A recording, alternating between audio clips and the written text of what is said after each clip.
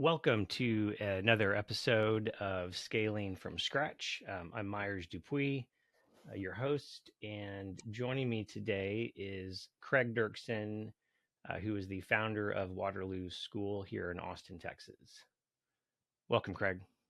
Thank you, Myers. It's great to be here.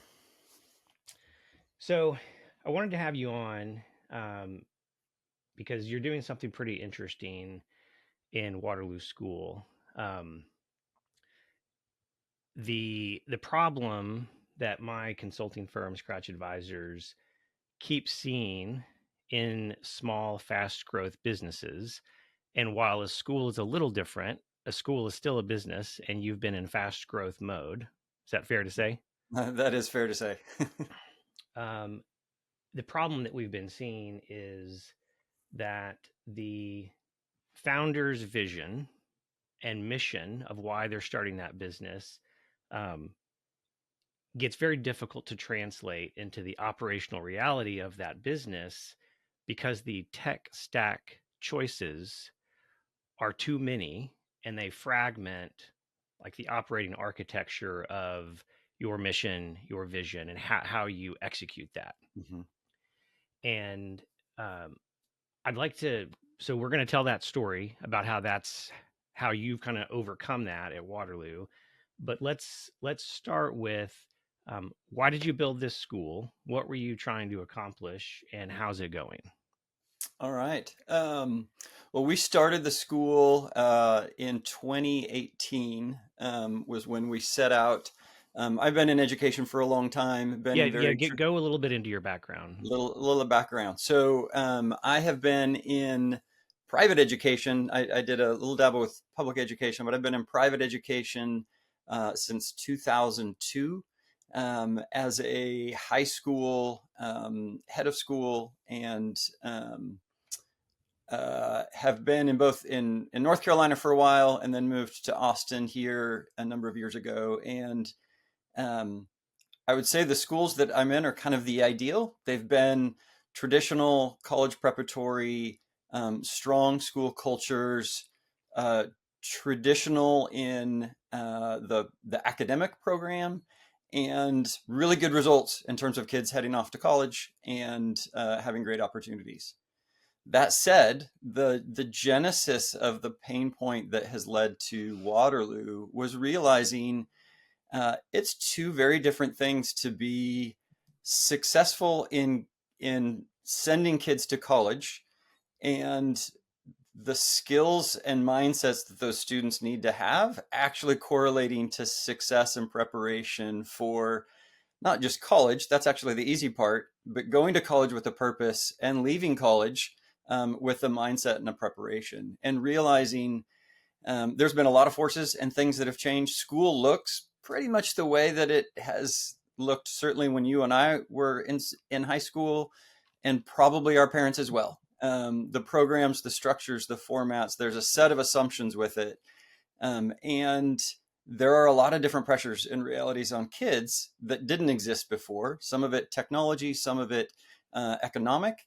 And simply put, we've been doing school the same way, and kids have been having to absorb that. And so, as we set out to say, what would it really look like to have a school that helps students be as mature and as capable and as resilient and as prepared for life as an 18-year-old possibly could be?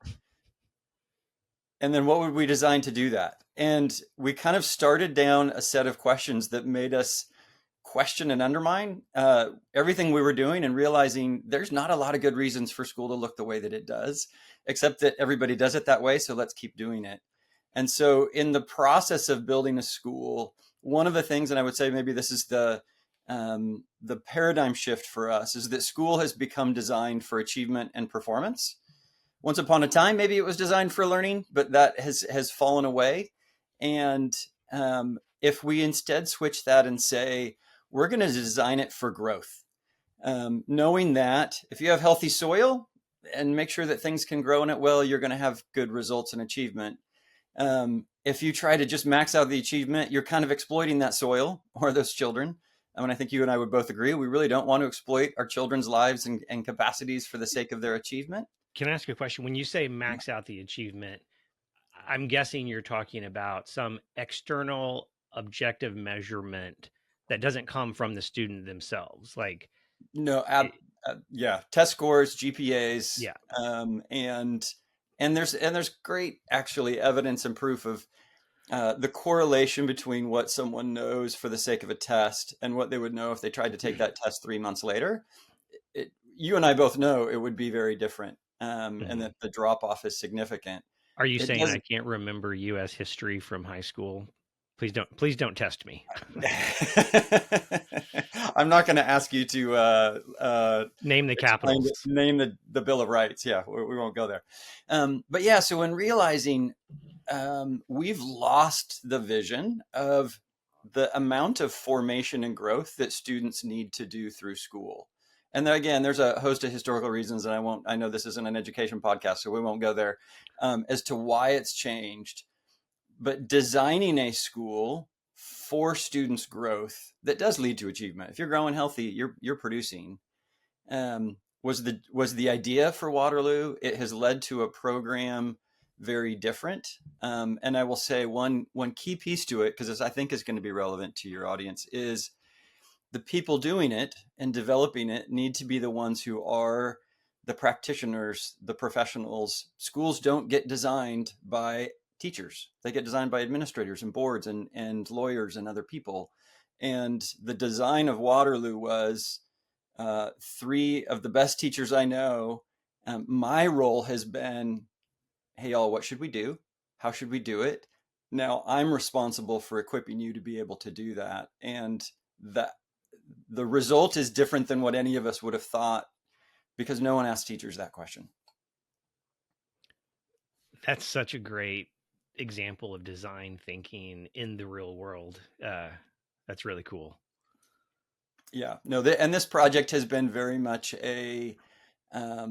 we realized early on what we want our students to be able to learn how to do is the same thing that we are seeking to do in the school itself. Every year I actually lead out with both the teachers and the students and parents to say, I want this school to be the hardest that I have ever led. Not because I want them to be difficult or in any way, but because leadership and management are 2 very different things, and schools culturally have become a place of management, right? We don't even call our school leaders, we call them managers, we call them administrators. Administrators, yeah. And to say, I don't want to manage you, I want to lead, and I want you guys coming up with ideas and making suggestions and helping me recognize needs that I may or may not know how to accomplish. But they're right. They will help students grow. They will help them develop. And so we need to figure out how to do them. Man, that's good. That's really cool. Okay. So it is very clear that you had and have a really inspiring mission for your school that led you to do it and that you started to try to execute. And this has what, been 3 years, 4 years now? We're in year 6. Yeah. 6 years. Okay.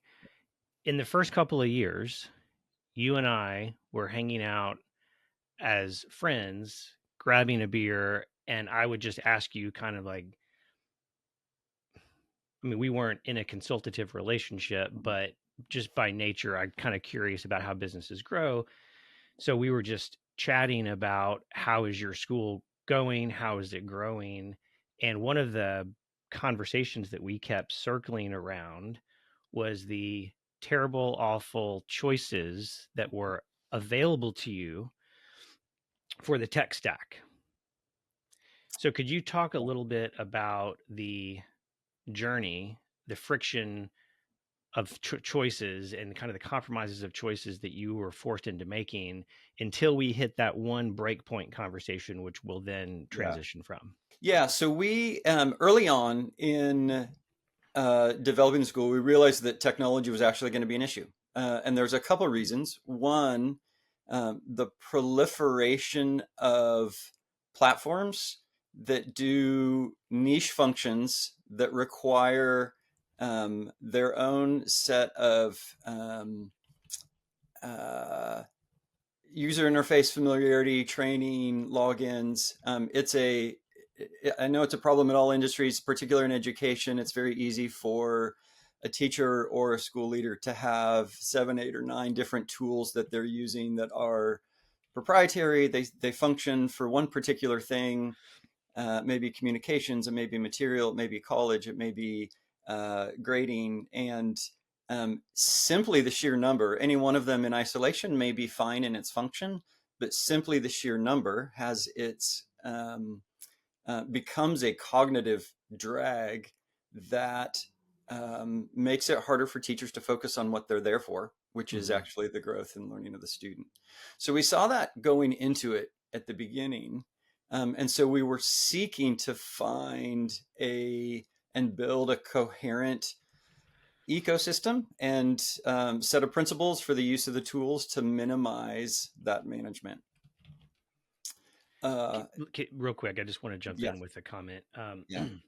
You were saying that the magnitude, the number of tools starts to take on a life of its own. Like the quote that comes to mind for me of that is, "Quantity has a quality all of its own." So true, and it's so, not a good quality. No, it's in not. This case. And so I think what you're saying is the switching cost when you start ratcheting up the number to 7 to 9 tools, the intraday switching costs between logins, UX experience is taking a heavy mental productivity toll, focus toll on the teachers to be able to do their job to lead these students. That's right. Yeah, and obviously one of those tools is email. And in my career as a school administrator, I at one point just did a simple track of the number of emails in a given year that I had, and it went over a span of 10 years from 6 or 7,000 to over 30,000 emails in a particular year. And so simply it and you and I have talked, I think we were actually talking about this years ago, that the going through my inbox as a function and task in a work, it doesn't produce value, and yet it takes a significant amount of time just to go through that process. And so we were seeking to develop a way of how we would communicate and collaborate together that even with that one tool alone would be more productive rather than just communication management, as it tends to be. 30,000 is a staggering number. If you divide that against the number of working days and then divide that down into the number, like you would have to be checking like 10 emails per minute in order to stay up with that. Yeah. Right. And then again, there's the psychological load of knowing I'm not getting to those emails. There's an information that I may be missing. There's a level of being included in things that are taking my mind. They're taking energy to ignore. I actually have to make a choice to do that. And have you read Cal Newport's A World Without Email? I think you and I probably traded that book. Yes, I have. And yeah, I'm a Cal Newport fan. I make our seniors read his work, Deep Work, at the start of the year, and it has a transformative effect. So yes, A World Without Email is actually a paradigm that makes complete sense to us. Yeah, it actually, just for listeners, it starts off with a history of how email got created, and it started in the Pentagon with the pneumatic tube systems. That's a silent P, pneumatic. It was the largest pneumatic tube system in any corporate facility anywhere in the world, and it was like the first systematized asynchronous messaging platform, because I would put a piece of paper in a pneumatic tube and it would shoot across somewhere else across the building, and it was amazing and fantastic. But what actually made it great was that there was inherent friction in the system. That's right. Physical friction, literal friction. There was a limit to the number of those messages you could send. And they decided, like, hey, maybe we can digitize this pneumatic system. And in digitizing it, which is email, they removed all the physical boundaries. And now we have message overrun. And so the founder, or like the inventors of email, later said, like, this was not our intention. This has become way over used and abused, and this many messages were never intended to be pushed through this now frictionless channel. And you see that in your 30,000 emails a year. Like, it's still happening.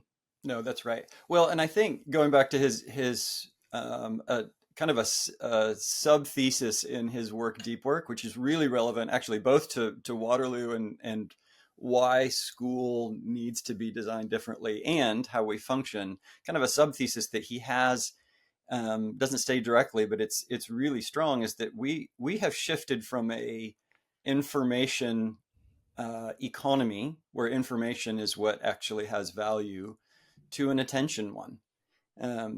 The difference between information and attention is information is limitless. I can always make more information, which is part of what removing the friction of communication does. But that actually shifts us into an attention economy. That for me to create things of value, I need to be able to focus. I need to be able to attend to what will actually be productive. And in so doing, I may actually want other people's attention, and I will do whatever I can to use that. And if I have tools that are very easy for me to push my agenda onto other people's attention, I'm taking their attention away from what they're needing to do. Unless I'm doing it at that same point at which they are needing to be productive as well, because we're collaborating on something. And You so just that, described Slack, the perfect abuse of Slack. yeah. I have a need right now in the moment. I need to get this information out of my head. I don't know where to put it, so I'm going to push it at you, and now you've been interrupted, and it just goes on and on and Yeah. on. And we've all accepted this, like, this is how it's supposed to work. You have the right to do that because I have the app that has given you the ability to push that onto me. And if we're not careful, which most of us aren't, because the tools don't necessarily ask us to be, and even kind of some of our own kind of social etiquette assumptions baked into that mean I should be responsive. We end up not being able to focus and be productive and do work. Both because we're distracted all the time, or simply because we have too many things on our agenda, because our agenda is separated out into a number of different platforms and different projects and different collaborations and communications, all of which the timing is do it as soon as you get that message.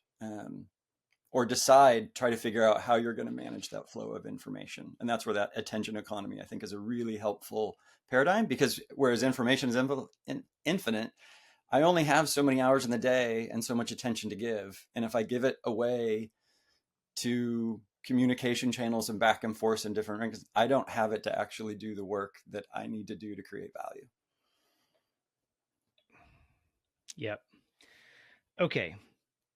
So you broke out into the world with a novel vision for your school. You were leading, the first couple of years, getting students to sign up. You were hitting and achieving your attendance goals, your financial goals. You had exceptional teachers. Like, you were living the reality of this school coming into existence, and I was watching you do that. But the tech stack kept not helping. And I remember we were downtown Congress. Side note, so your school is on South Congress in Austin, which is like right in the cultural heart of the Keep Austin Weird part of the city. It is indeed. We do our And part. yeah, and I love how you've embraced that through the selection of your mascot. Tell us.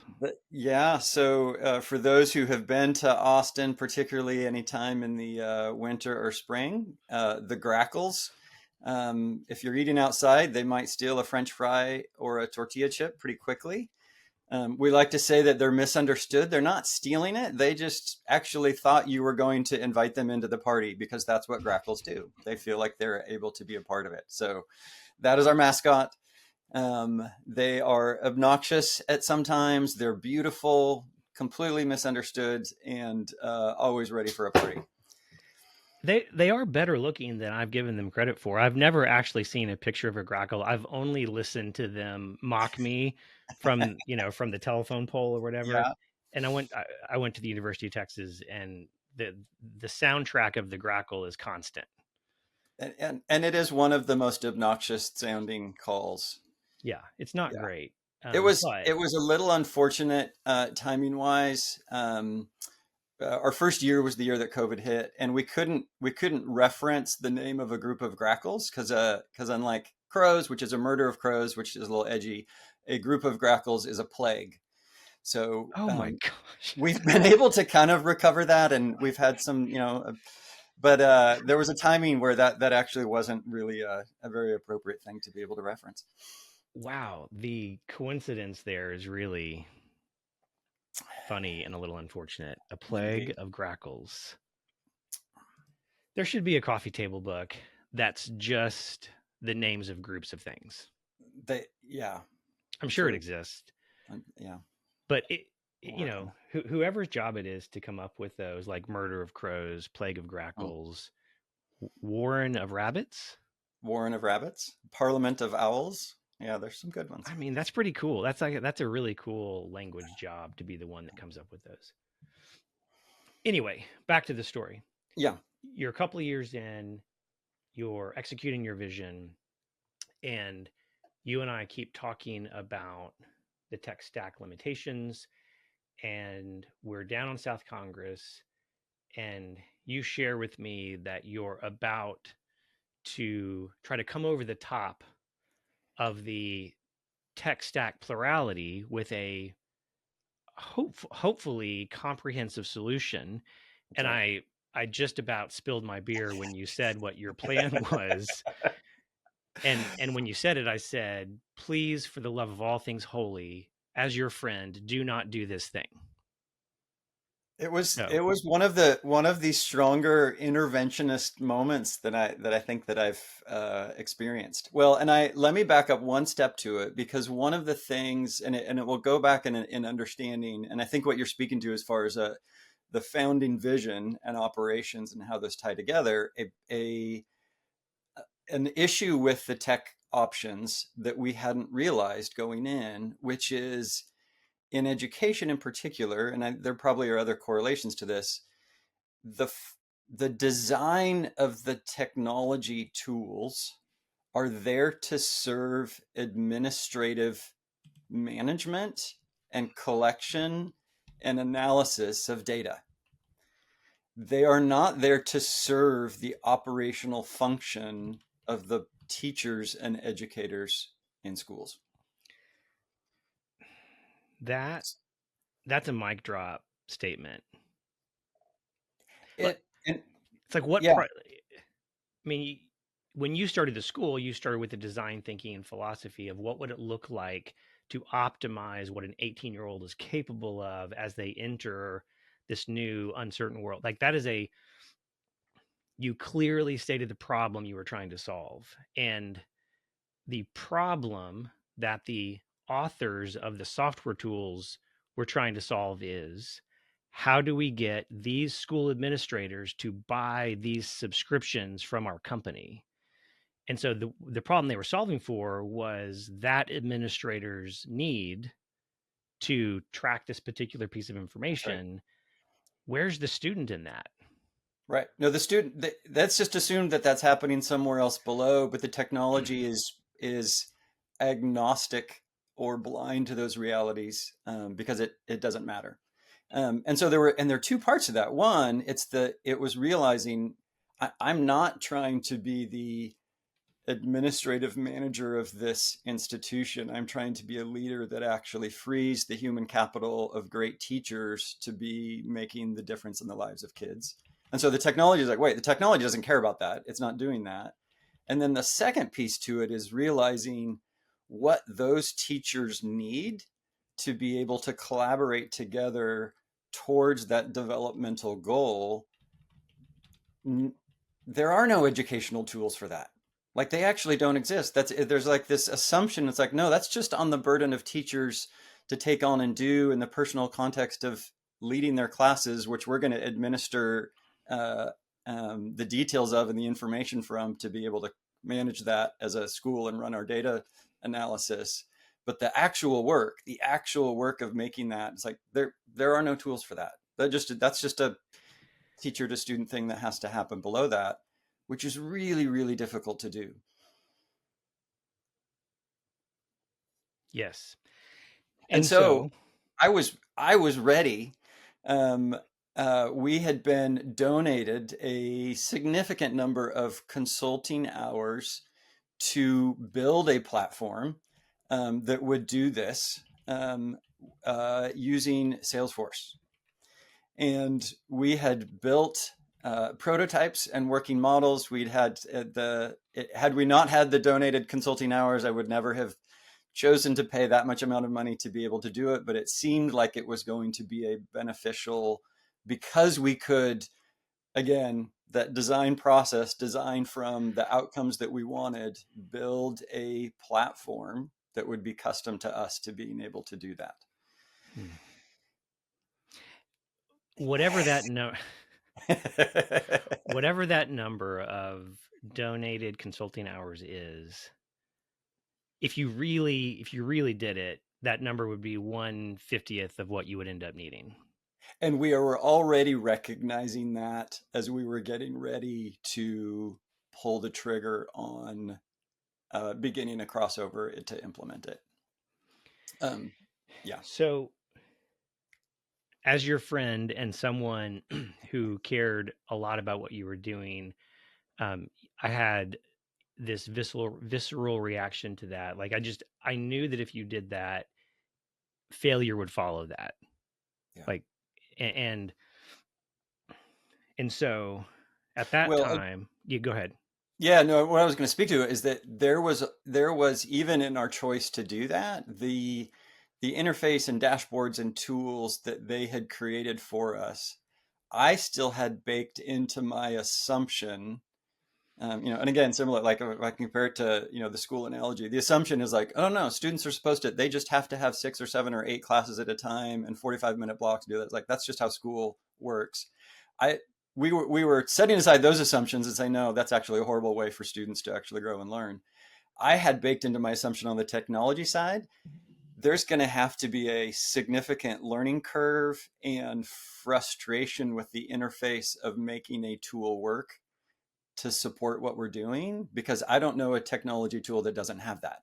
And so there was already I'm accepting that what we've created in Salesforce is not great, but it's at least trying to accomplish the functions that we need from it. And so I'm going to be okay with that. And that was that point that I was at when we had that conversation in the hotel and you intervened. Yeah, it's, the SaaS industry has been so successful as a delivery mechanism for software that it takes on an air of inevitability that whatever problem you're trying to solve, that I should just be able to reach up into the cloud and grab the next bespoke point SaaS tool. And the answer is you can actually. Mm-hmm. You can reach up into the cloud and grab the next one. But to our point earlier, there's a depreciating return on execution and alignment the more times you do that, because every one of those is a different operating architecture, a different language, a different login, a different UX. And the fact that they all have APIs at their edges for theoretical integration, like that happens 1% of the time. Right. Okay. So you were about to launch into Salesforce. Um, at that time, I was a couple of years into, like maybe 1.5 to 2 years into my own solo consulting pathway, in which I was starting to see a pretty groundbreaking pattern in which I was directing my small businesses away from 10, 15, 20 SaaS tools. In place of that, we were building customized databases in Notion, which I refer to as a no-code platform. It gets referred to in different categories. I think that's a roughly accurate description of it. I am not a coder. I can build you functional software through its databases, through its workflows. And so to me, that qualifies as a no code platform. Yeah. And so I just said to you, like, hey, before you try to swallow Salesforce wholesale like that, let's spend a little bit of time together and see what databases and workflows you actually are envisioning. And so I introduced you to Notion, and you are a tinkerer. And you and I have been talking about productivity tools for a long time. Like, you introduced me to the Remarkable. That was, remember when you said that's my favorite productivity tool? Do you still use your Remarkable? Absolutely, every day. That's Yeah. cool. Um, and so I introduced you to Notion, and then you had an epiphany. Tell me about your early introduction to Notion and what you kind of started to realize. The, yeah, there was a certain scales falling from the eyes moment of realizing that the interrelationship of databases and the simplicity of controlling the creation of them, the relationship of them, and the customized views of those. There was a one of my hobbies is woodworking, and I do like to build things and build things for the functions that you need, and the designs that you have. And I realized, and even going back to the Salesforce building experience, we had been building on a tool that had been designed for an original use, and consultants have found ways to be able to kind of twist it to be able to do these other things, but it didn't change. The underlying architecture was built for a particular set of uses with a particular set of assumptions and biases built into it. And for me, what I realized Notion was, it was like, no, these are Legos. Like I can build anything, and I have assumed a level of compromise when it comes to what a tool has to do or can do, that were based off of the fact that it was not as fully customizable as that. And so it actually um, made me realize that I actually was not even considering the kinds of things that a tool could do for that school, and that operational level of what would it look like for us to find an education tool that actually helps teachers collaborate in the individual growth and journey and learning of each student. I realized it's like, oh, wait a minute, there is an opportunity here, and I almost need to start over again with what the ideation would look like to solve that problem that we're doing. Yeah. It was a little Alice in Wonderland going down and realizing, oh wow, this rabbit hole goes down a long ways. Yeah. I remember you called and said, "Oh, I see what's happening here is I'm getting to build and iterate the entire time." Well, and I think honestly, the piece of realizing within a few hours, I had built a functional reproduction of what we had sought to do in Salesforce. and it literally had been in the matter of hours. Um, and It's, and realizing the customizable of, wait, I need to add another function or another interaction, and the process of having iterated what we had been building in Salesforce, or what we had done in the student information system that we worked before, which was supposed to be, you have full control of your data, you can do all these different things, and kind of promised the moon and gave us dirt.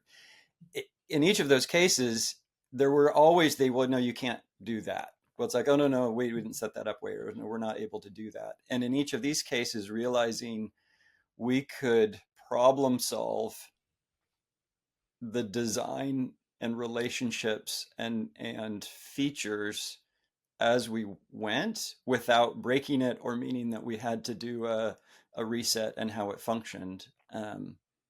Yeah, and it honestly, I mean, that we have been managing the rate of change, and the creation of it has actually been one of the biggest pain points, because what the tool can do and how it can actually support what we're doing, we continue to discover it at a rate that I need to manage how to actually implement and roll that out in a way that itself doesn't become too much of a challenge. yeah. So let me state just plainly, because we're telling this story incrementally, but Yeah. for anyone who's hung on this long, let me just say that 5-6 years later, or I guess it's been about 4 years since you've probably been building intentionally in That's right. Notion. Yeah. Craig has built a comprehensive, holistic school operating system in Notion that covers every facet of your business, the business of school. Mm-hmm. It's possibly one of the most integrated, complete Notion workspaces I've ever seen. Like, bravo, sir. Good job.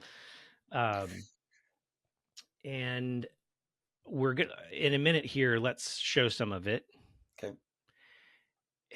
And the point I want to make here, so I'm going to make a kind of like a higher level point, and then we're going to get into the specifics of what I mean. What you've accomplished in your school OS, whatever you want to call it. What do you call it? Just your Waterloo system? Actually, I call it School OS. Yeah. Okay. And it doesn't matter that this is a school. This is the same problem and opportunity pattern that I see in SMBs, is that there is a level of like religious belief and future aspirational change that is the core of a CEO's mission, mission, vision, values. Like, that's the most important thing. Why are we doing this? What do we want the world to look like on the other side of this? And for you, that looks like, highly actualized students. That's your product.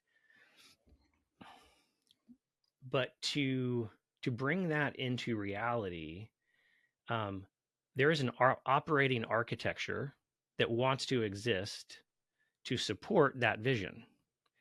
And what I keep seeing in my client SMBs and SMBs in general is that the operating architecture, the holistic, longitudinal operating architecture that wants to exist to support that mission can't exist because fragmented percentages of that operating architecture are outsourced to Salesforce and to the 50 SaaS tools.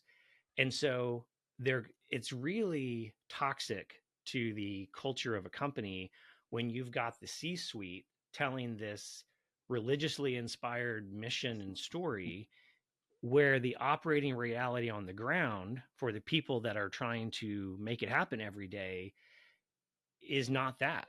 Right? The tools and levers and language and the duplication and like the radical duplication of data across tools and spreadsheets, it means that the experience of trying to operationalize and execute on what probably is a beautiful mission is very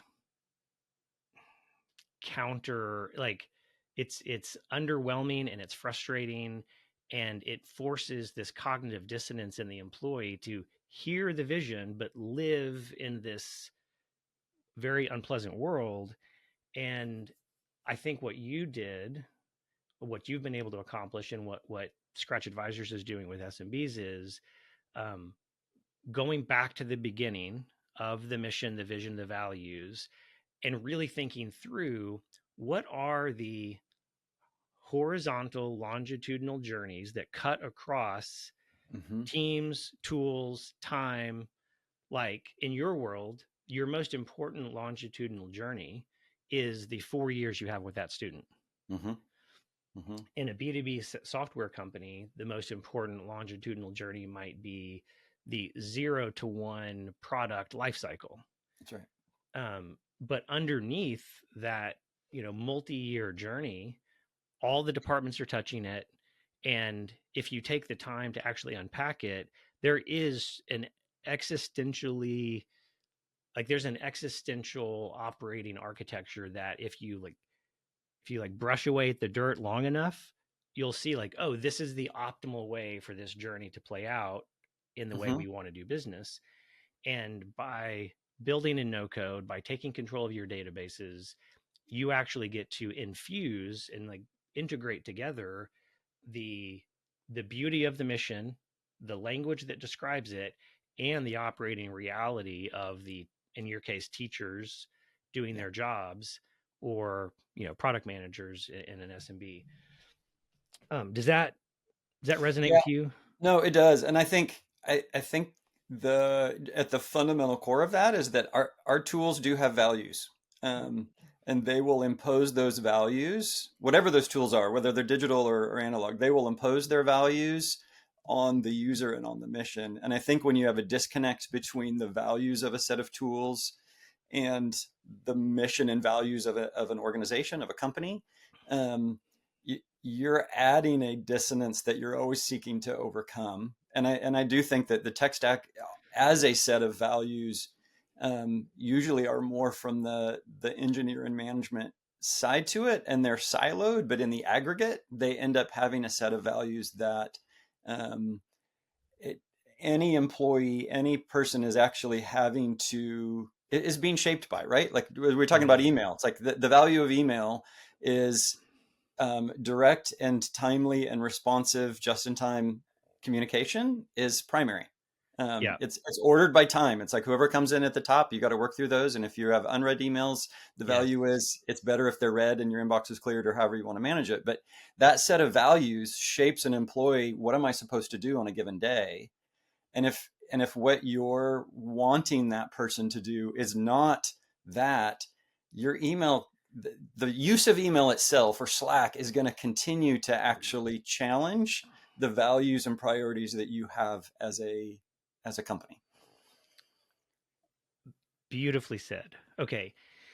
There's one more causal dynamic that I want to describe here. It is no accident that email and Slack or Teams chat keeps coming up, because we treat that as if it's just another tool, but it's actually something different. It's a channel overflow. Mm-hmm. And the reason you have 30,000 emails to process in a year is because embedded inside each one of those email messages is a moment in time description of where something is in a complex workflow. And so as the Mm-hmm. recipient of that email, you have to reconstruct the Mm-hmm. unspoken complex workflow that Contact. data Yeah. point exists in. And the thing in the world that is supposed to solve for remote distributed complex workflow management are all these SaaS tools that we have. That's what's supposed to do that. That's right. But because we have, because the incentives of the SaaS economy, they're so attractive, there's so many point solutions. Anchor SaaS tools have sprawled into trying to be everything. Because of that fragmentation, we are no longer able to align with each other through the tools. Mm-hmm. And so my interaction with a SaaS tool becomes a function of me sort of just managing my own internal productivity, and whatever misuse of that tool makes the most sense of me for me in the moment. And all of the desired architecture and orchestration that tool was really built for really gets collapsed down into a very beautiful UX of personal productivity management for my pipeline, my whatever. Mm. And therefore, in order to get the critical realignment together as a team, I have to push Slack messages at you and push emails at you. And so the reason that we get so frustrated and have so much psychological kind of torment from those tools being there is because like they've become like a flood zone. Mm-hmm. Like they are Mm-hmm. literally absorbing all of that business alignment and data and process that should be handled in true true database driven workflows. Yeah, and I again I would say part of that is in not recognizing the shift of the amount of information that we produce, making attention a difficult thing when you have the communication separate from the work itself. The amount of work in any particular message, I need to figure out how to connect that to the work that's being done. And sometimes that, someone will send an attachment or they'll send a link to a shared doc or whatever it is. But in order for me to, unless I'm going to work through whether Slack or email, whether I'm going to work immediately on that, if I work immediately on it, great. I can do that because I can link on it and do that. But if I'm not going to be able to do that, we've all had those experiences of I'm having to go through and find the email or find the message with the link or the attachment to get to the workspace to be productive on that task that I am responsible for. And I have to actually then go back through in my own mind of attention to figure out when was that sent? Where was that? Who was that from? Which channel was that on? Because the place to be productive is actually separate from the place where the communication is taking place. And I'm supposed to do my work in that communication channel as opposed to in that workspace. Yeah. And so the amount of mental attention and heart passion that makes it through that slog to get to the actual mission is much less than it should be. That's right. Yeah. Okay. So, so you have largely overcome this through building a comprehensive, customized Notion workspace that allowed you to discover and claim your operating architecture of the vision of your school. And I would love for you to share a bit of that with us. And I want to focus on this idea that one of the most important parts of your operating philosophy, your mission, is that over a 4-year journey, a student's needs, like what your school wants to provide to a student at any given time across that 4-year journey, is very complex. It requires a wide variety of skill set and emotional intelligence, relational capital, and the traditional school system treats that in artificial blocks of time where it's like this student is in this class with this teacher for this period of time, and whatever those students' needs are in total are supposed to be met by this teacher for however long they're together, and then they move on to the next one, next class, next teacher. And that is, to your kind of design thinking mission, that's a very imperfect, artificial, and suboptimal way to produce this product of an optimized 18-year-old, right? Right. Yeah. And all of that is only measured in a single letter grade at the end of that course. Right. So if you could talk about how you flipped that model upside down in your operating architecture in Notion to actually produce a better output, I would love to see that and hear that story. Yeah. Okay. In some ways, it can be a little bit challenging to talk through this overall as far as what it looks like. But this is of course, our home page. Of course, has a Grackle on it because that's who we are. This is a single page, and speaking in terms of how this is set up, this is a page that actually has been new this year in terms of how we have functioned and used it. Um, Partially because, and I'll talk through kind of the workflow for individual students here in a second, but um, as a singular view of a range of information as it relates to equipping teachers to be able to do their jobs, that has kind of consolidated over time to a single, for the most part, for a lot of people during the course of the day, a single page.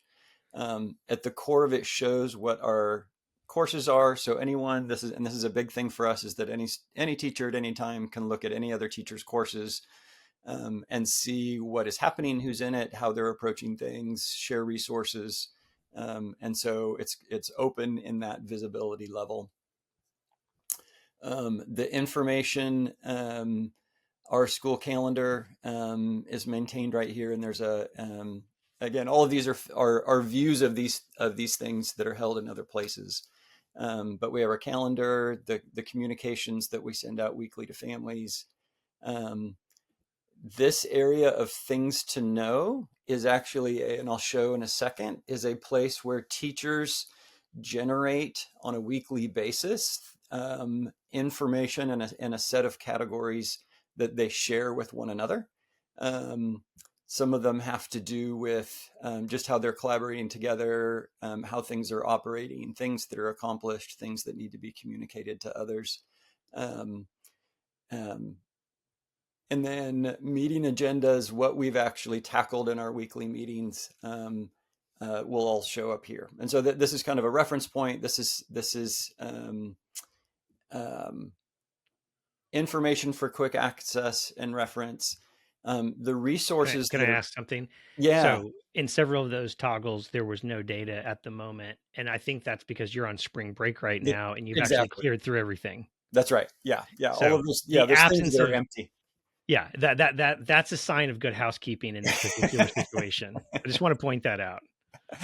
Thank you. Yeah. The resources list on the right side. So this is from an assets database. One of the things that has evolved over time, and our use of it, and I think you and I have talked about this before, is a consolidation of databases of assets and resources that we have at the school from um, multiple databases to singular databases that are actually consolidated and separated and categorized for usage. And so we have a single database that is by far our largest, that we call simply assets. That's what this is drawn from. And this this is a view of the assets that, and you have a couple of things, time sensitive ones, and this is related because we were actually just finished. We're starting a new term and we're launching a few different things. And so if there's a time sensitive item, I will simply mark that as time sensitive on the property, and it will immediately then move to this view up here in this place. All of these also have a check next to them, so that of all of the assets, it has a check that it needs to be on the home page, and then the subcategory of in what category it needs to be. So this changes over time. This is a little less prompt housekeeping because right now none of these are, these were all right before spring break, what we were looking at. The student information, so these are key databases that relate to what teachers need to be able to see. So that initial kind of contact information, seniors that have extra privileges, 4-year plans. I'll talk about that in a moment. All of these basically teachers need to access regularly in different points, and be able to reference. We have an additional tools for work that are, some of them are databases, some of them are information, but they are specific tools that, again, teachers need to have at the ready and have handy, and be able to use that. Information need to be able to, again, to come back to and see. This will change over time. This actually probably needs a little bit of cleanup in terms of what we have, but again, it's that information they need, And then if there's ever any particular kind of just for fun things, that's there. These assets that are down here are related to agenda items that had an asset that was important to it. And so as we have agenda items that need to basically, and this is what's one of the things that's great with this, is that if we have an agenda item that in the working through it, so our staff meetings are very active and collaborative and productive as opposed to informational, and I'll get to how that functions in a second.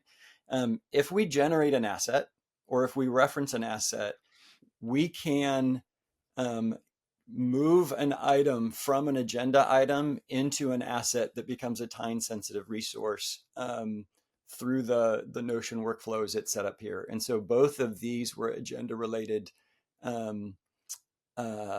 assets or agenda items that became assets because they became related to the function of what we needed to be able to do. Makes sense. So, and I so think an asset could just be a document, a tool. Yes. Well, and I think one of the things that actually happens, like, we all have agendas, we all have meetings, work meetings, where we actually, in the context of it, either need to work on something, or in the process of that, we realize, oh, there was actually important business that was accomplished in that meeting.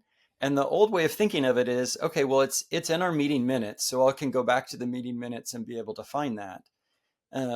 But that ends up being siloed in a place that is separate from being able to use that in the future outside of the context of that meeting experience. And so if we develop a preparation for spring that is going to be valuable for us every year going forward in terms of preparing for the spring agenda, there's no reason for us to have to hunt down into when did that meeting happen? Let's move that over. It instead becomes let's move that into and become a resource for the future that we then can actually put next spring as a time-sensitive item to be able to access that. And so one of the things that Notion has actually helped us do is develop SOPs and resources that will help us in the moment and help us in the future, that makes it possible for us to be able to access those things. And actually, this progress report SOP is in some ways a good example. We have a way that we lead students through their progress reports. And again, it goes back to this mission thing.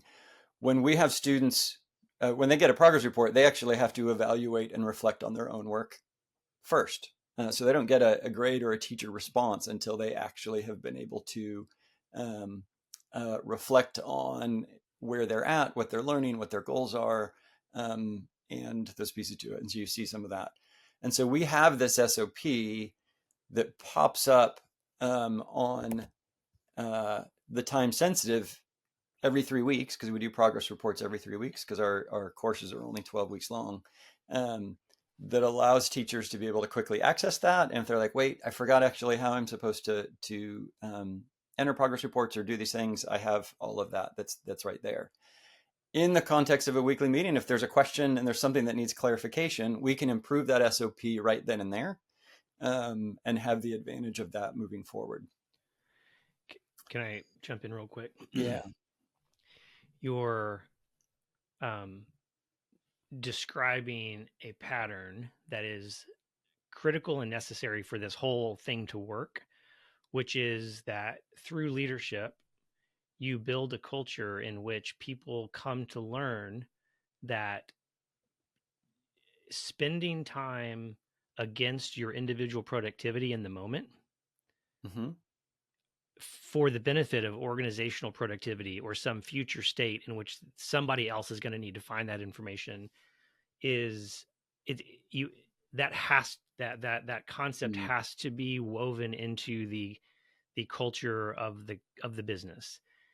That's right. The habituated learning of fragmented SaaS tool ecosystem is there's no chance for this information to ever be corporately productive into the future. And so I'm going to do what's maximally productive for me in the moment. I'm going to put this note that's in my head in the fastest place for me to put it, which is probably a pushed Slack message.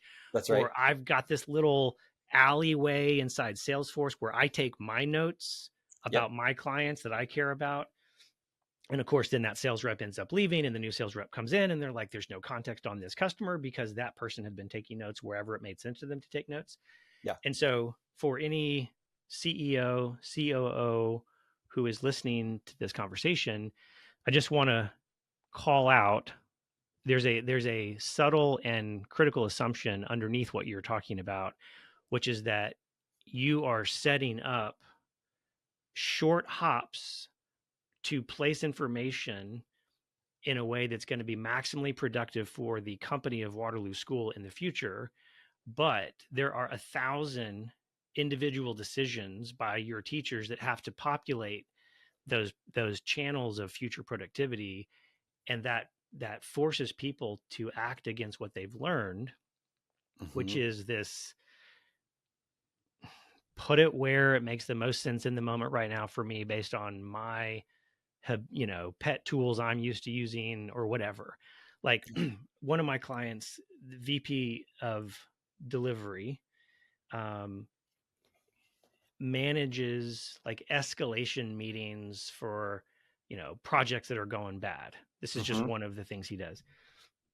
And I saw him typing furiously in one of these meetings. And of course, we had set up a full Notion solution, to manage those meetings. So I was like, hey, where are you putting all those notes that I see you typing throughout the entire meeting? And he basically has a multi-year OneNote, a Microsoft OneNote page. Oh my gosh. That's been going for years. And he just types in the date at the top. Yeah. And so it's like all that mission critical intellectual property is going into one cloud note repository. And it's just because those are the patterns. That's right. Like, that in the moment, I don't want to lose this idea, I've got to put it somewhere, turns into a multi-year OneNote. and so that is not accessible or actually projecting itself into the operations and culture of the company. That's right. And so what you've done with Waterloo and what I'm doing with my Scratch Advisor clients is we are very carefully orchestrating the least friction pathways for that critical information that serves the mission, that reinforces the values of how we want to talk about customers, take care of customers, build products. Yeah. We're creating those pathways to drop to populate and water those future stories, but it absolutely requires hundreds of people making thousands of in the moment decisions to recognize that, to believe it's more valuable than their personal productivity in the moment, and to act against learned behavior. Yeah. No, that's true. I pulled up this page right here partially because it speaks to what you just said, and that we're very intentional in helping teachers. This toggle right here is a when a teacher is onboarded, they have this whole page is their dashboard, and I'll unpack it here in a second. But we actually have an opening here that speaks to the mindsets that we want. And one of the most important ones as it relates to, and this is where Notion as a tool has been so valuable in this operating system, is radical collaboration. And to have a culture in which my workflow isn't just my workflow. My job isn't just to do a set of things that are here. I have a stake in the mission and growth of each of our students. And it's a collaboration to do that. And so the recognizing I have an opportunity to build our capacity well beyond just the tasks that I have in front of me. If I have that mindset of, no, we're actually doing something that is greater than the sum of what each of us are doing.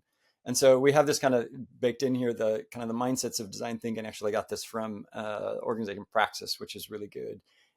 But it is a rooting in to be a stakeholder in the mission is to do it for in any company. It doesn't matter what it is. If I actually recognize myself as not just an employee that is delivering a set of tasks, and I can approach it with kind of an MVP level of like, let me just get the lowest common denominator done, and then I've done my job. No one wants that kind of employee.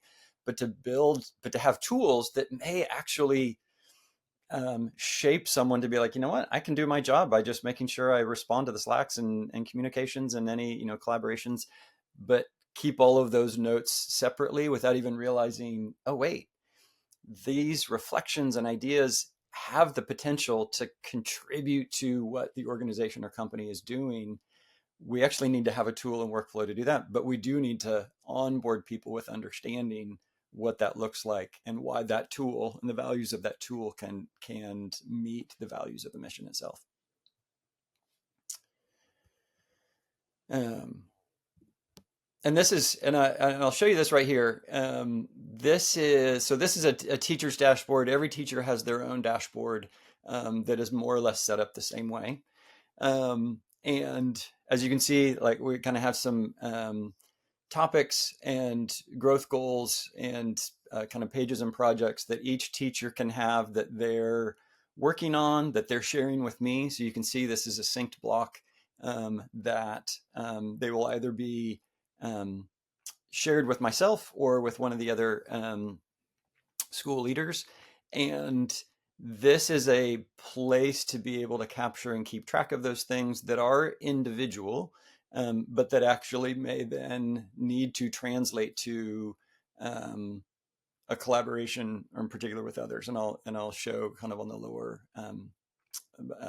below the line there what that looks like. Central to this, I know you and we have talked about the 15-5.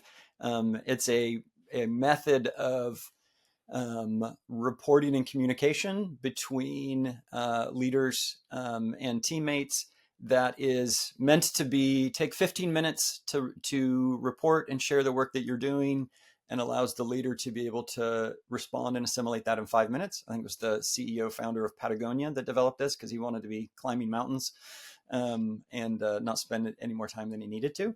So what we've done here is the 15-5, and I'll go ahead and actually just click on this. Actually, in my button here, this may not have worked. I think I have this demo set up here.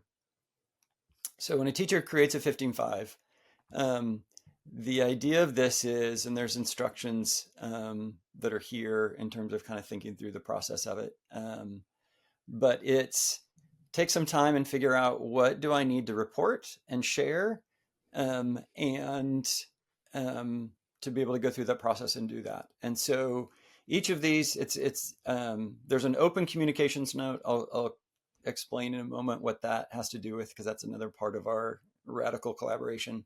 But for each of these, it's share something I'm proud of accomplishing. And so someone can, type in whatever it is, and it will then go to as be a part of their 15-5. So you report on each of those things. And I realize in this template, I don't have it quite set up the way that the teachers are using it. You report on each of these things, and this becomes your report. It's these 4 questions. Something I'm accomplishing, things that I need to accomplish next week. This one is a little bit different in that it actually goes to a task database. And pick a date that I'm going to have it due by. You have these reports that are done. These shared team reports, I think I mentioned to you that our agendas, and on that homepage, there are a set of things to report, things to know. A teacher actually completing their 15-5 here will populate those things to know. So if they have a housekeeping item, if there are things to add to the calendar, they don't have to go to that homepage and enter that. They just enter it right here, and then it populates that. So parts of their 15-5 are private between you and them, but then they also understand, oh, this part is going to be part of the public record. That's right. Yeah. So these are the private items, and then these are the public items. And then, and as they fill these out, they will see those down here to see this is my report for the week that I've actually communicated. Any tasks that I enter will show up in that next week. And then we have one more item that we do, which is, we call it the weekly snapshot. Each week gives teachers the opportunity to be able to identify who are the students that I'm working with right now who are underengaged. And it may be that they're high flyers and they're bored. It may be that they're distracted because they have other things, but they're not at the level of where they can be. And being able to articulate and say that who it is, so they would enter that right there. Is And then that also, is that a form? Is that a Notion form? And are this is a you Notion form. Yeah. so you're just typing in students' names? You're not connecting to a person property. They're actually, yes, that's right. And then the under challenge, so under engaged and under challenged. So basically it's, the under challenged is they are bored. They actually need, and there may be different, it may be that the pace or the activities of a particular class they're not connecting with, but we call it the bell curve report. It's who's at the lower end and the higher end, and how do we attend to that? Typically schools will tend to focus towards the lower end, and you actually create more kids at the top that are, have the opportunity, kind of the squeaky wheels are getting the attention and the other ones aren't. And so how do we work through that? This report actually goes to a coaching dashboard. And so we have a person who basically is looking at this on a weekly basis to recognize, hey, are there any patterns? I have here I have an example kind of a demo student. The teacher has written the note.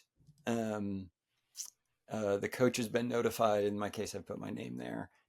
If there's another person, and this is where it's really, and this is what gets fun, is that as teachers recognize, hey, there are some students who really resonate with a particular teacher, or a teacher has been able to make an impact. I can notify that teacher when I'm submitting this report that, hey, by the way, this is someone that you may be able to connect with. And so the level of, it's not bound to the course or a kind of set hierarchy or project. Anybody who has the potential to add value to a challenge or problem that anybody has can be notified and connected through that. And so this is, if I may, just for a moment, yeah, this is such a perfect example of building and operating architecture that expresses your mission and your values.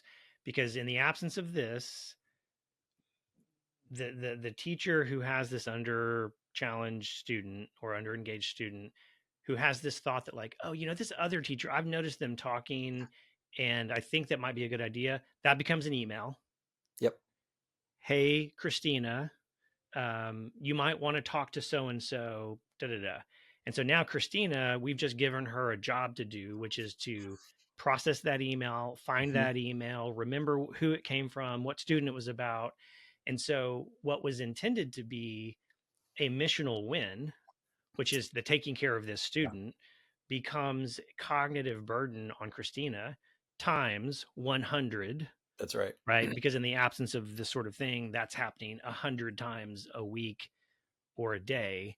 And so to me, like, this is a really great example of what it means to operationalize your mission. Yeah.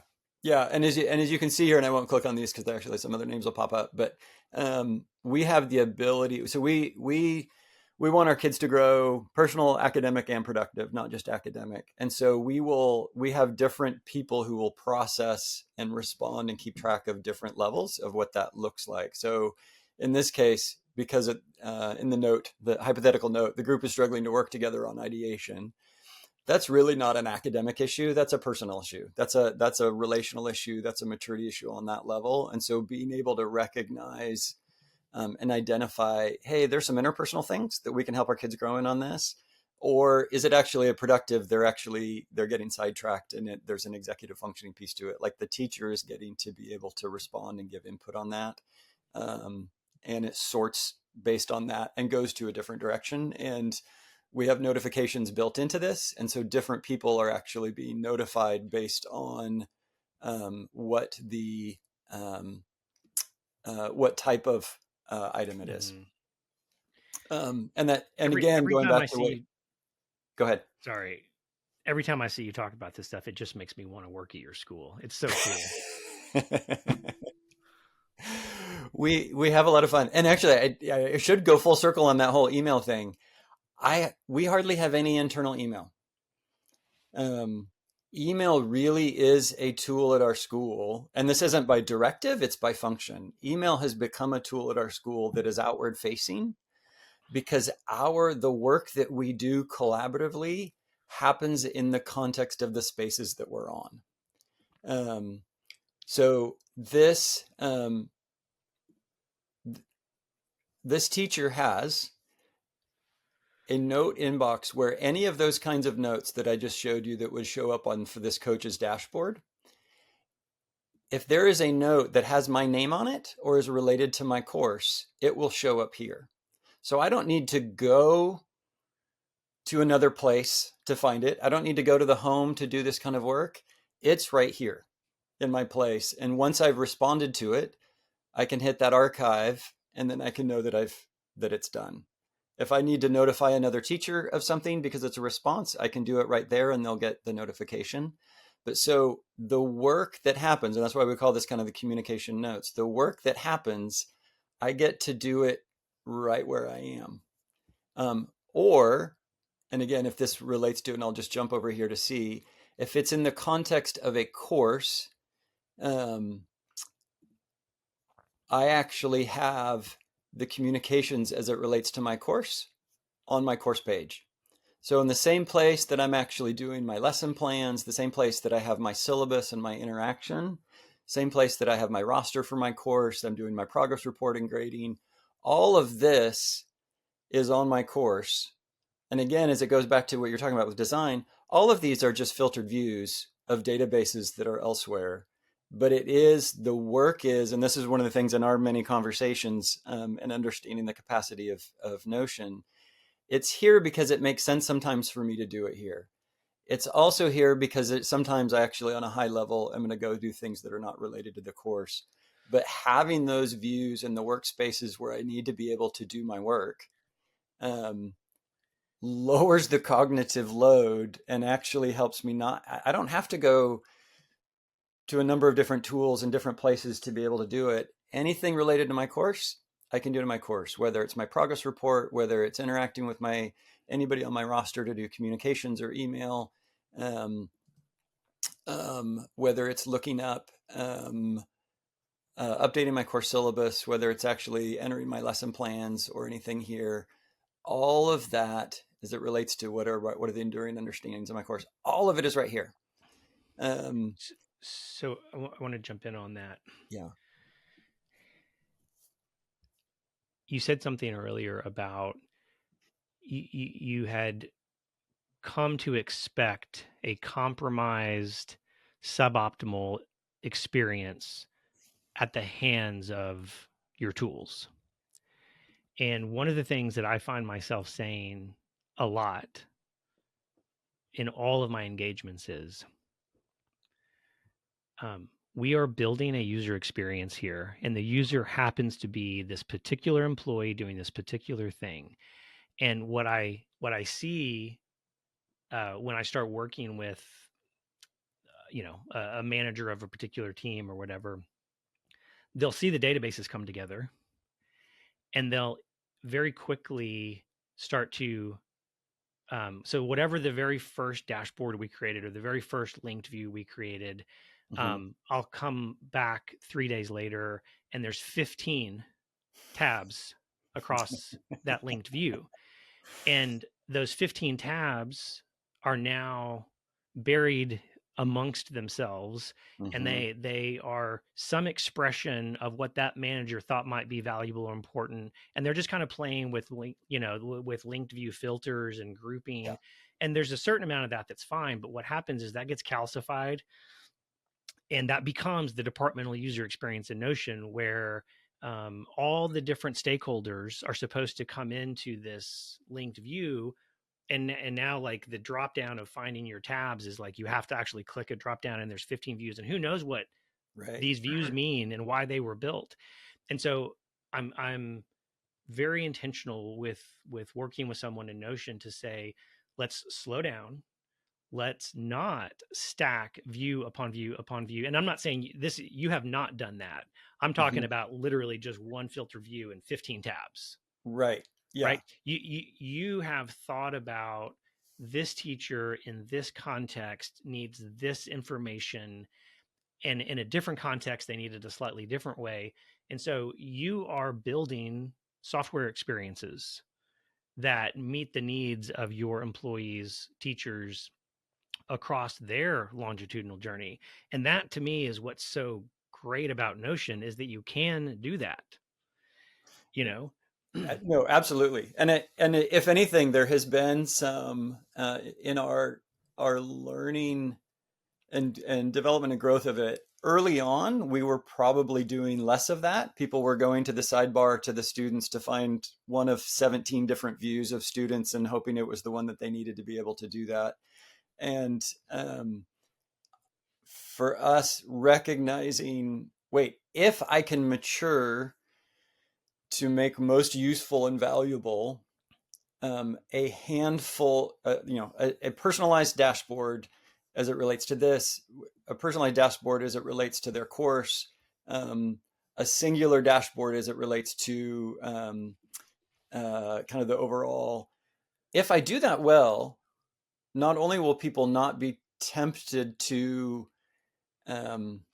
over time develop kind of suboptimal, kind of fragmented working things where they're like, I don't know where to find that in Notion. The So more they that I just start actually, typing on the page. and they start typing on the page. Yeah. It's like, I start taking notes down here. Yeah. If I, our success is at actually simplifying the tool where they don't feel like, oh my gosh, Notion or this tool or this operating system, whatever. It's like, it's hard to figure out how to navigate. It's like, I don't need to navigate because I can go to one of these three places because that's all my experience to do my job well requires of me is to have the places that I go. That becomes the measure of the success of, are we equipping our people to actually accomplish our mission?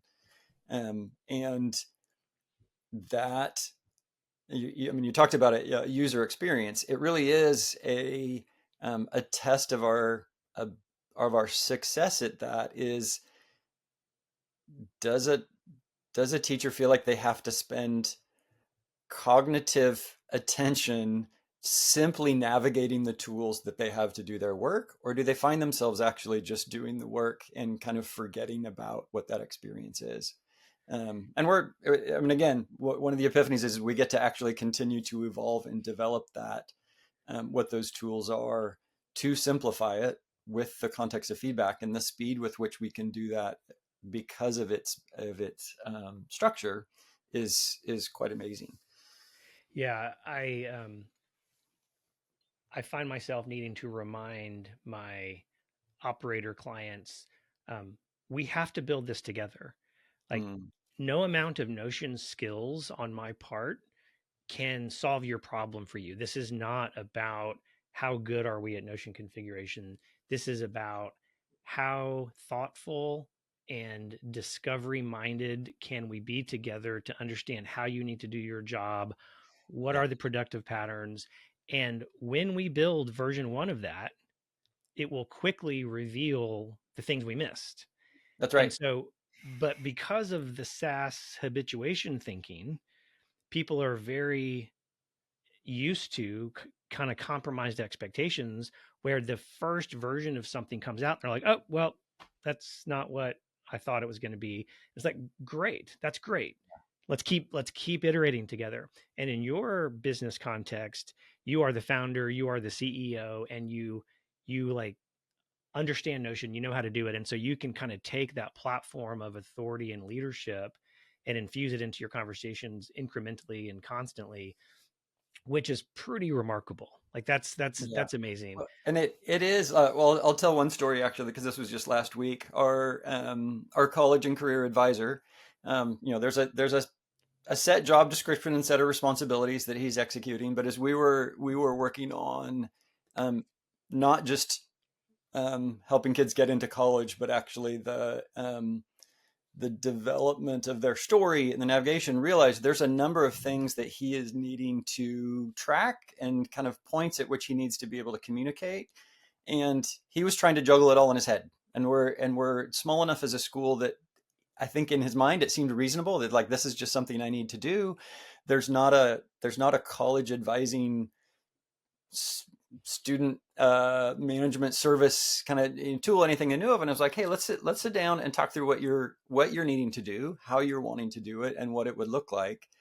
And in 30 minutes, he had downloaded all of the different elements. And as he was talking, we were basically building that tool.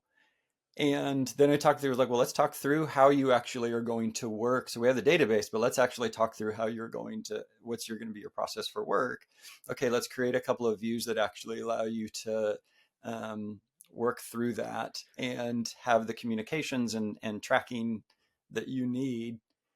And we have a tool that he now is like, oh my gosh, this is going to be great. This actually, like, I could see his own level of I'm going to be able to keep track of a level of and lead a level of process that is greater than what I would have even have tried to do, because I have a tool that's going to enable me to do it. I don't have to hold all these things in my head.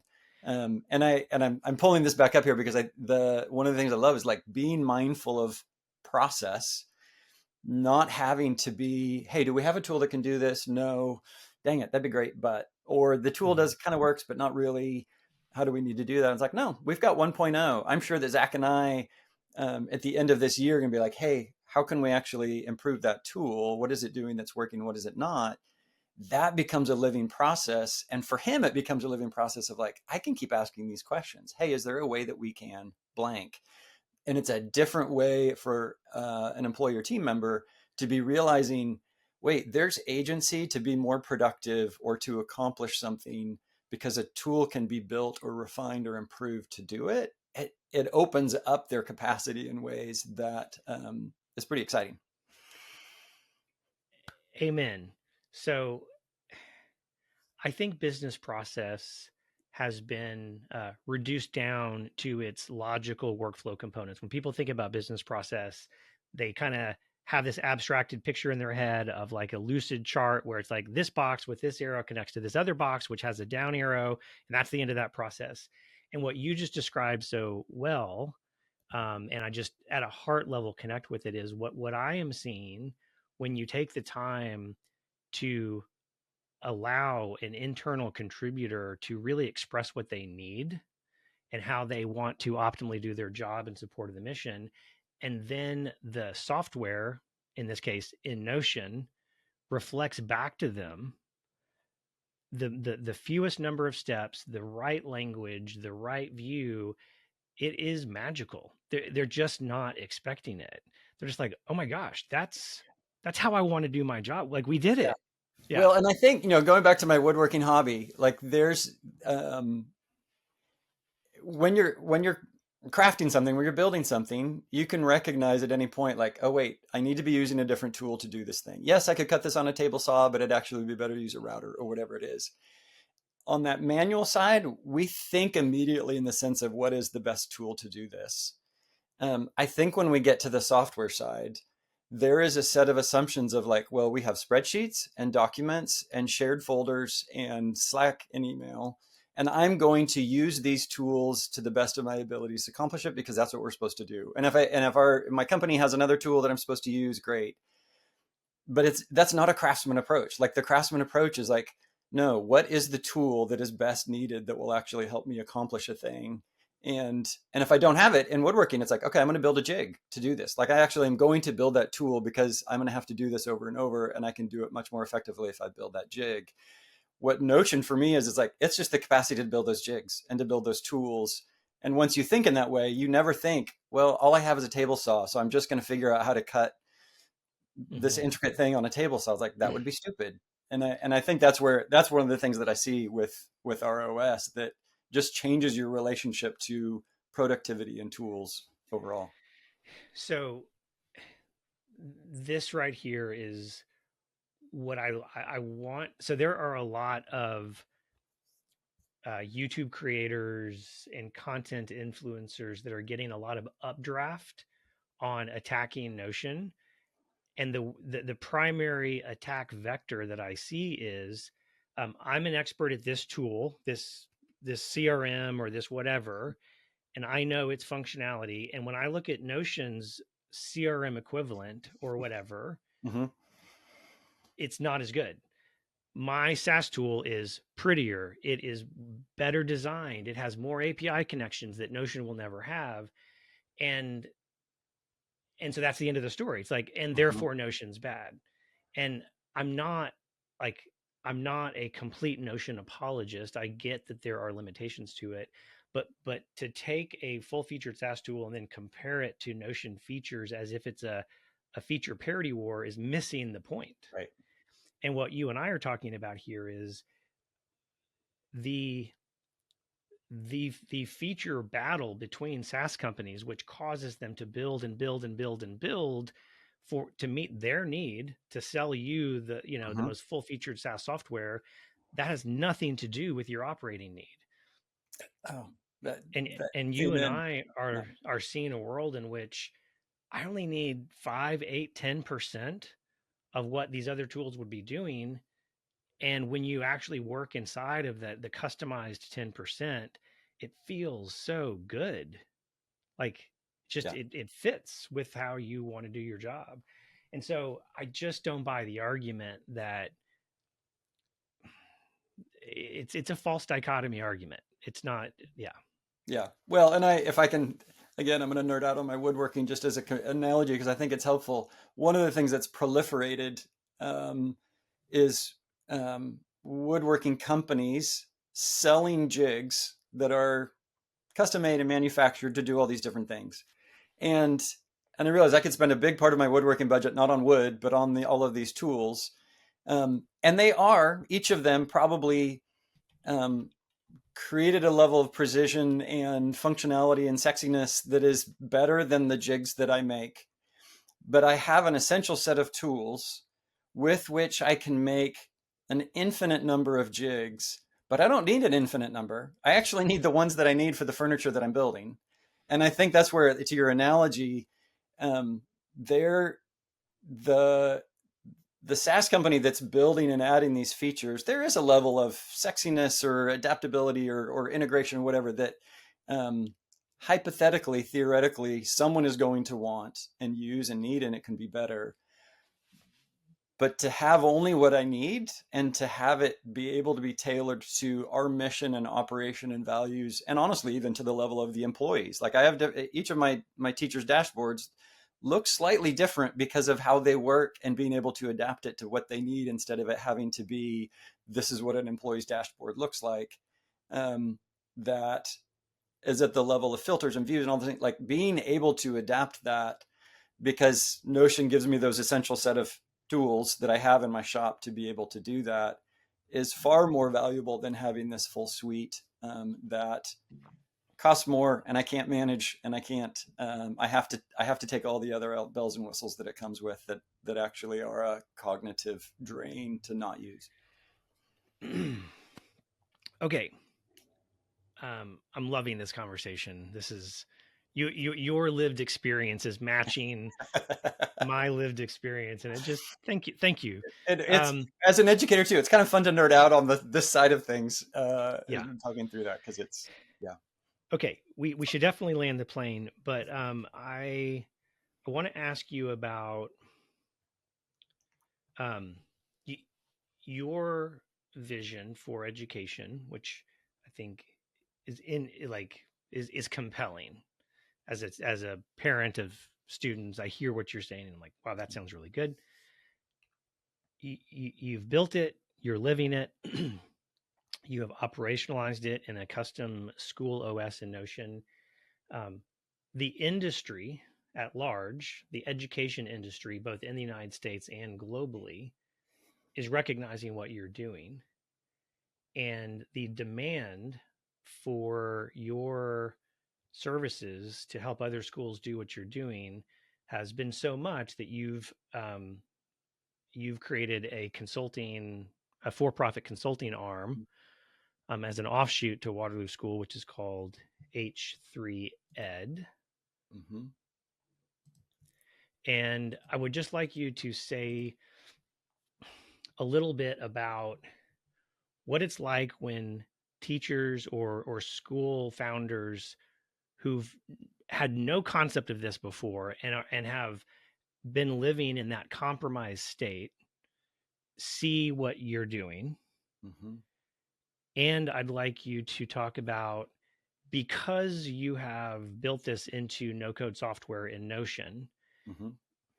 it is giving you some portability to extend this globally.